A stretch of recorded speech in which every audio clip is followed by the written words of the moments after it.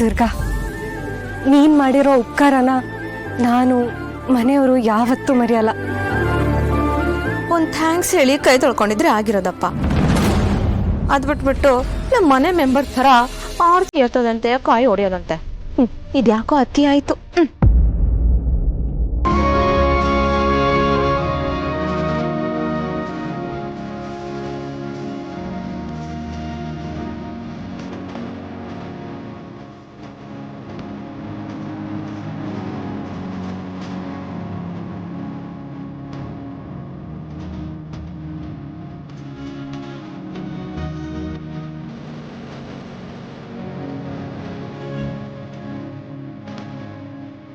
ಎಲ್ಲರೂ ದುರ್ಗಂಗೆ ಥ್ಯಾಂಕ್ಸ್ ಹೇಳ್ತಾ ಇದ್ದಾರೆ, ನಾನೇ ಇನ್ನೂ ಥ್ಯಾಂಕ್ಸ್ ಹೇಳಲಿಲ್ಲ. ಅವಳು ನನ್ನ ಪ್ರಾಣನೇ ಆಗಿರೋ ಹಿತನ್ ಪ್ರಾಣ ಉಳಿಸ್ತಾಳೆ ಅಂದಮೇಲೆ ನಾನು ಅವಳಿಗೆ ದೊಡ್ಡ ಥ್ಯಾಂಕ್ಸ್ ಹೇಳಲೇಬೇಕು. ಒಳಗೆ ಬಾಮ ದುರ್ಗಾ. ಹೇ ದುರ್ಗಾ, ಒಂದು ನಿಮಿಷ. ಹುಷಾರಮ್ಮ. ಅಮ್ಮ, ಏಯ್,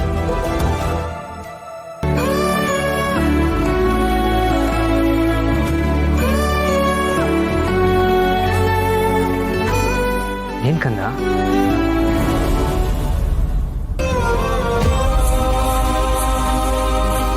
ಏನು ಹೇಳ್ತಾ ಇದೀಯಾ?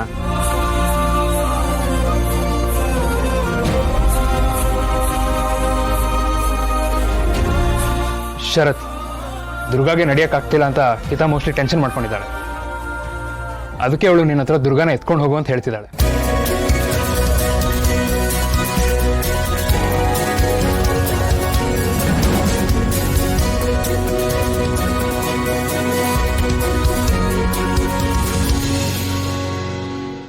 ಹೌದಪ್ಪ ಶರತ್, ನಮ್ಮ ಹಿತಪುಟ್ಟ ಸರಿಯಾಗಿ ಹೇಳ್ತಾ ಇದ್ದಾಳೆ. ದುರ್ಗನ್ಗೆ ಎದ್ದೇಳೋದಕ್ಕೆ ಕಷ್ಟ ಆಗ್ತಾ ಇದೆ. ಇನ್ನು ಹೇಗೆ ನಡ್ಕೊಂಡು ಬರ್ತಾಳೆ ಹೇಳು? ಸೊ ದುರ್ಗಾ ಮನೆಯೊಳಗೆ ಬರೋದಕ್ಕೆ ನಿನ್ನ ಹೆಲ್ಪ್ ಬೇಕಾಗತ್ತೆ. ಬಟ್ ಮ್ಯಾಮ್, ಶರತ್ ಯಾಕೆ ಹೆಲ್ಪ್ ಮಾಡಬೇಕು?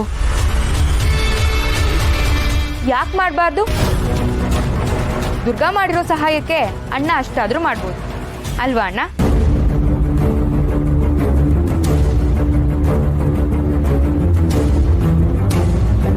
ಬಾಸು, ಪರವಾಗಿಲ್ಲ, ನಾನು ಹೇಗೋ ಒಳಗಡೆ ಹೋಗ್ತೀನಿ.